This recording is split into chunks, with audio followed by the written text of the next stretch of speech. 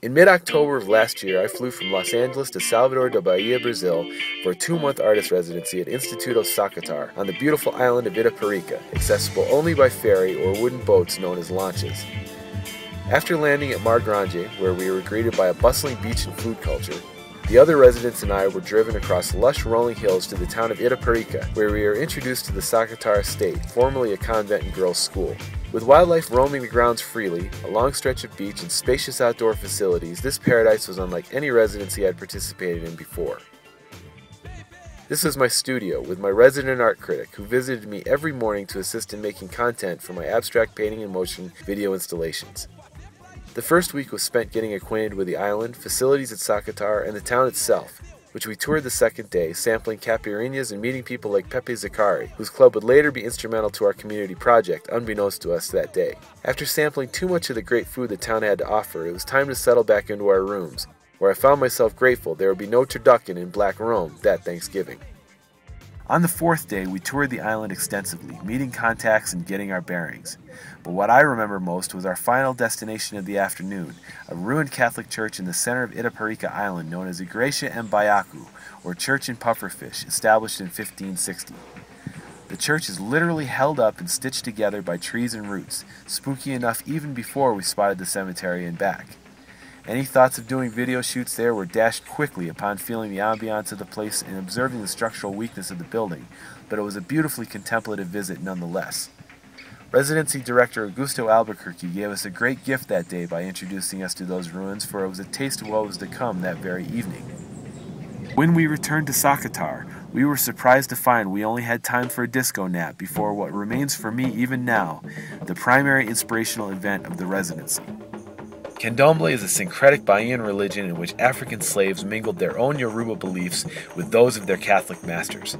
Practitioners wear white and dance counterclockwise, chanting to orishas, intermediary spirits between man and God.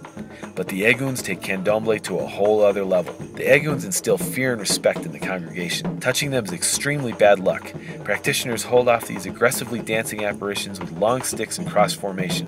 Footless, handless, and faceless, they dance like James Brown and growl Yoruba in voices like Tom Waits. The drums were relentless. All night long, different Eguns arrived to welcome a new Egun to the fold, a practitioner who died a year ago to roam the earth as a spirit, and who is now giving his family divine warnings and blessings before entering the land of the dead. We had to wash our eyes before the whole congregation to prove ourselves.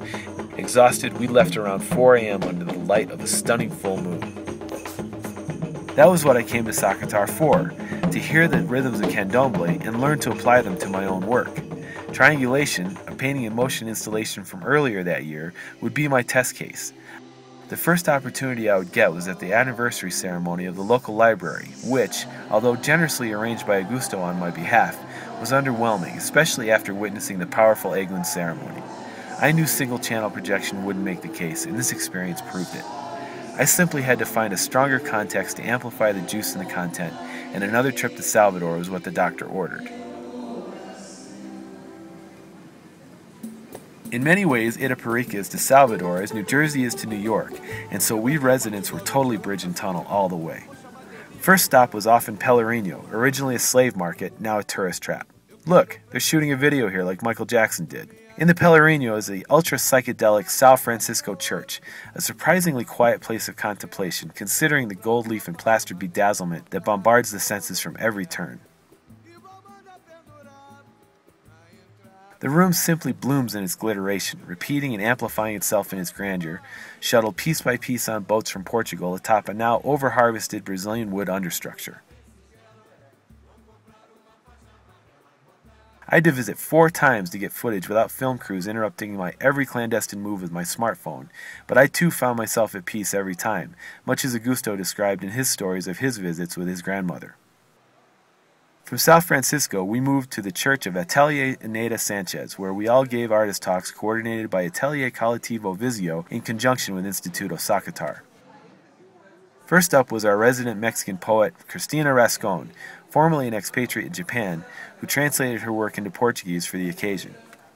Next up was LA breakdancer Amy Cat Fox Campion, who was directing a dance film during the residency and looking to cast dancers. She too got to practice her Portuguese. Atelier Eneida Sanches overlooks the Bay of All Saints and Salvador's Museum of Modern Art. While my talk would come later, I found that I got the most inspiration from Salvador at night, when the energy changes from utilitarian to full-on expression in every flavor.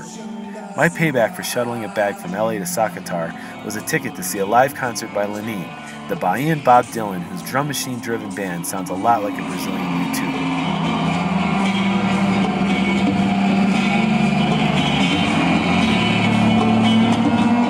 This inspired me for another adventure programmed by Augusto, this time in Cachoeira, South Felix, 2 hours away on the mainland.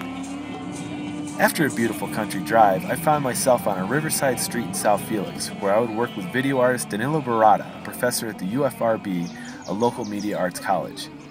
There was a lot of hype building up this video evening featuring Danillo's Coletivo, Xareu, and myself, so I was surprised when told we would be using all new equipment, which all involved were unsure how to use, and there would likely be no audience. After approaching the neighbors, patching into their electricity, and running extension cords across the street, we were up and running, projecting upon an old colonial granary ruin now owned by the UFRB. After our evening of projection and improvised electronic music, we retired to a restaurant across the river in Cachoeira, where we ate the tastiest beef I've ever had, and co-resident Maya Watanabe and I discussed our impending DJ set at Peppe's Pub in Itaparica. A simple test to determine each other's DJ and dance IQs between residents mutated, over caipirinhas and challenges, into a full-blown public situation at Peppe's. Once we realized the Itaparicans wanted to hear gangster rap and Riri, the situation was averted into full-on party mode, so much so we did another set 2 weeks later. We flyered the town and hyped our noise all over Facebook. DJ Blue Eyes? That's me. This is our community project, courtesy of resident Ernesto Diaz, who provided the DJ software. Peppe was thrilled. He made good money, and we even got Salvadorans to come to Itaparica to dance. However, despite the party vibe, with 2 weeks left in the residency, I wasn't done yet. I still had an artist talk to give. I gave my artist talk in Salvador, suffering the worst hangover of my life after our Peppe's gig. Luckily, I had Google translated Portuguese subtitles for my talk as I explained my project Channeling Bahia. My final exhibition was in Salvador, an event called Futurama in Pelourinho, courtesy of Andrea May and Erica Tejas from Atelier Coletivo VISIO. This is the Park of the Arts. This is the National Library of Bahia before and after I showed up. After getting the gig from a Facebook thank you message, with less than a week to turn it around and suffering from a flu bug which took my voice, I threw triangulation and chasing tail up onto the concrete slab for 3,000 dancing Salvadorans to see.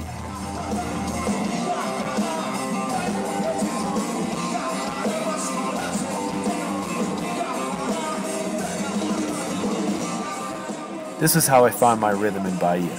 It's with me even now, nearly a year later, and I'll be returning to Salvador with a new project partially funded by the Bahian Secretary of Culture.